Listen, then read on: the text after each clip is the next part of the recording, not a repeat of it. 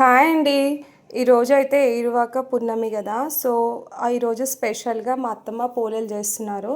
So దానికోసం ఒకసారి ఏమేమి కావాలో చూద్దాము. అత్తమ్మని అడుగుదాము. చెప్పత్తమ్మ ఏమేమి కావాలి? ఇగో శనగపప్పు మంచిగా ఉడకబెట్టుకోవాలి. ఆ తర్వాత పిండి నానబెట్టుకోవాలి. శనగపప్పు ఎంత తీసుకోవాలి? మనకు అవసరమైనంత. ఇప్పుడు మనమైతే హాఫ్ కేజీ ఉడకబెట్టిన, హాఫ్ కేజీ గోధుమ పిండి నానిపిన, హాఫ్ కేజీ చక్కెర. ఓకే. ఈ మూడు ఈ చక్కెర ఇట్లా పొడి చేసుకోవాలి మిక్సీలో ఫస్ట్. ఆ తర్వాత ఈ పప్పు వేసి ఇందులో ఇట్లా రెడీ చేసుకోవాలి ముద్ద. ఓకే, చూడండి ఇది హాఫ్ కేజీ శనగపప్పు అంట, హాఫ్ కేజీ పిండి పూరి పిండి, హాఫ్ కేజీ చక్కెర.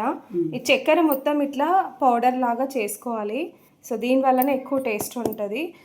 ఈ పప్పుని మనం ఇట్లా పూర్ణం లాగా మిక్సీ పట్టుకోవాలి.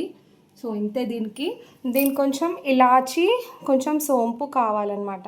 ఇవి కూడా తీసుకుందాం. ఇవి కూడా గ్రైండ్ చేసుకుందాం. సో నెక్స్ట్ చూద్దాం ప్రాసెస్. ఈ ఉడికిచ్చిన శనగపప్పు ఇట్లా పొడి చేసుకోవాలి.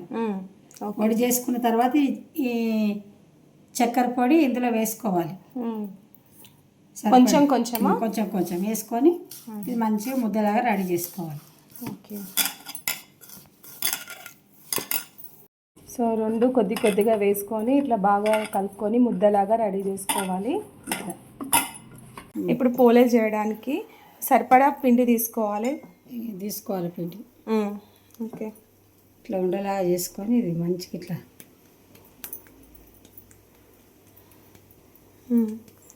ఇది కూడా ముద్దలాగా చేసుకోవాలి. ఇట్లా ముద్దలాగా చేసుకొని పూరి పిండిని కొంచెం అందులో లోపల పూర్ణం పెట్టుకొని ఇట్లా అనుకోవాలన్నమాట. అది టెక్నిక్.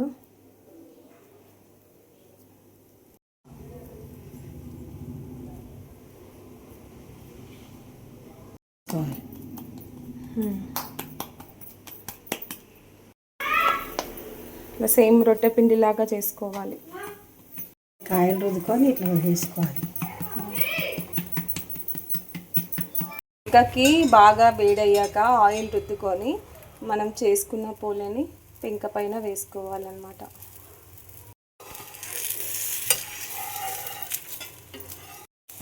సో ఇట్లా వేసుకోవాలన్నమాట. పర్ఫెక్ట్ కొలతలతో చేసుకుంటే పూలేలు చాలా టేస్ట్ వస్తాయి. మా అత్తమ్మ స్టైల్ పూలేలు అయితే చాలా అంటే చాలా టేస్టీగా ఉంటాయి.